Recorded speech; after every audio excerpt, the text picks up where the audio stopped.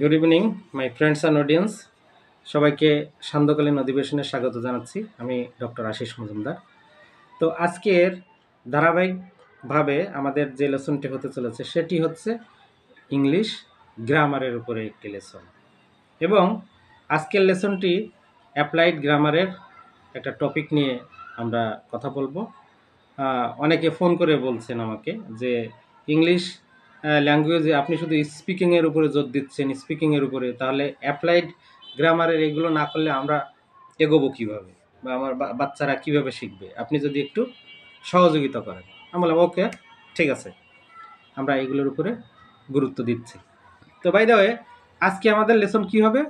English গ্রামারের right form of ভার্বসের উপরে ছোট্ট একটা লেসন হবে।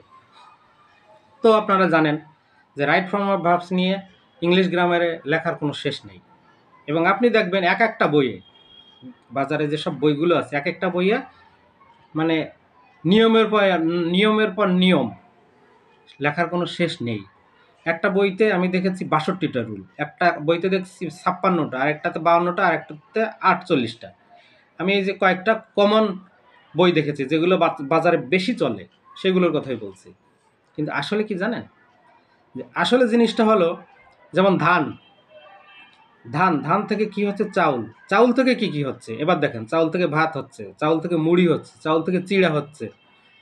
মানে প্রোডাকশান শেষ নাই, ঠিক আছে, কিন্তু মূল বেসিক জিনিস কিন্তু ধান। সেরকম ইংরেজি গ্রামারের যে বেসিক যে জিনিসটা, রাইট ফর্ম অফ ভার্বসের যে বেসিক যে জিনিসটা আপনি যদি বুঝতে পারেন, আপনি নিজেই এর নিয়মগুলো লিখতে পারবেন, তৈরি করতে পারবেন। খুব মজার জিনিস।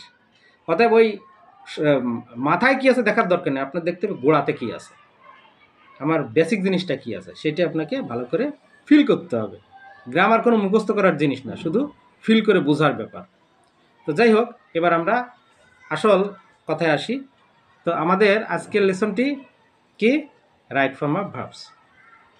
তো দেখুন, আমি আমার মতো করে রাইট ফর্ম অফ ভার্বসে মোট 11টা ফর্মুলা করেছি, 11টা রুল তৈরি করেছি।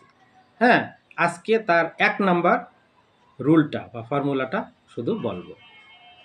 তো চলুন সেটা কি একটু দেখে নিই। মনে করুন একটা বক্স, কি বললাম, একটা বক্স। এই বক্সের মধ্যে 7টি ওয়ার্ড আছে, 7টি শব্দ আছে। সেটা কি কি? প্রথমে বলছি now, NOW, now, now, nowadays, at present, at this time, at this moment, gradually.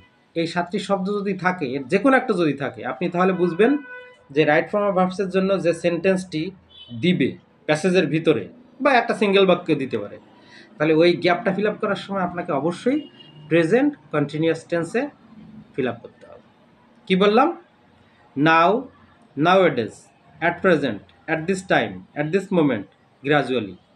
এই কয়েকটি শব্দ, এর যে কোনো একটি যদি থাকে, তাহলে রাইট ফর্ম অফ ভার্বস করার সময় ওই সেন্টেন্সের মধ্যে যে গ্যাপটি থাকবে এবং যে ভার্বটি আলাদা করে দেওয়া থাকবে, সেটা এখানে এনে বসানোর সময় অবশ্যই প্রেজেন্ট কন্টিনিউয়াস টেন্সে করতে হবে। এখন প্রশ্ন হলো, প্রেজেন্ট কন্টিনিউয়াস টেন্সটা কী? হ্যাঁ, প্রেজেন্ট কন্টিনিউয়াস টেন্সটা হচ্ছে একটা হেল্পিং ভার্ব আনতে হবে। সেটা হেল্পিং ভার্ব কি কি? অ্যাম, ইজ, আর, তিনটে যে কোনো একটা আনতে হবে সাবজেক্ট অনুযায়ী। যেমন আই এর পরে বসবে অ্যাম, হি অথবা শির পরে ইজ, ইউর পরে আর, দের পরে আর, এরকম হেল্পিং ভার্ব সাবজেক্ট অনুযায়ী যে কোনো একটি আনতে হবে, এবং যে মেইন ভার্ব তার সাথে আইএনজি যোগ করতে হবে। তাহলে এবার আমরা এক্সাম্পলটা একটু দেখে নিই। আচ্ছা, যদি বলে দ্য নাম্বার, এবার আমি এক্সাম্পল দিচ্ছি। যদি কোশ্চেনে দেওয়া থাকে the number of diabetic patients in Bangladesh dash day by day. কি বললাম? The number of diabetic patients in Bangladesh dash day by day. এবার বক্স ব্র্যাকেটের মধ্যে দেওয়া আছে রাইজ। তাহলে আমার কি লিখতে হবে? Is rising day by day. ঠিক আছে? ইজ রাইজিং কেন? কারণ হচ্ছে এটা প্রেজেন্ট কন্টিনিউয়াসে করতে হচ্ছে। কী কারণে? ডে বাই ডে থাকার কারণে। এরকম ডে বাই ডে ছাড়াও যদি অ্যাট প্রেজেন্ট থাকে, অ্যাট দিস মোমেন্ট থাকে, গ্র্যাজুয়ালি থাকে, হ্যাঁ, নাও থাকে, এগুলো যদি থাকে, সবগুলোর ক্ষেত্রেই আমার প্রেজেন্ট কন্টিনিউয়াসে ওই বাক্যের গ্যাপটা পূরণ করে দিতে হবে। তো আজকে আমাদের এই ১ নাম্বার ফর্মুলাটা শেষ হলো। এরপরে আমরা ২ নাম্বার ফর্মুলাতে যাব। তো আগামী ক্লাসের আমন্ত্রণ জানিয়ে আজকের মতো লেসন শেষ করছি। কে কোথা থেকে দেখছেন, লেসনটি কেমন লাগলো অবশ্যই কমেন্ট করে জানাবেন। তো আজকের মতো এখানেই শেষ করলাম। শুভ সন্ধ্যা।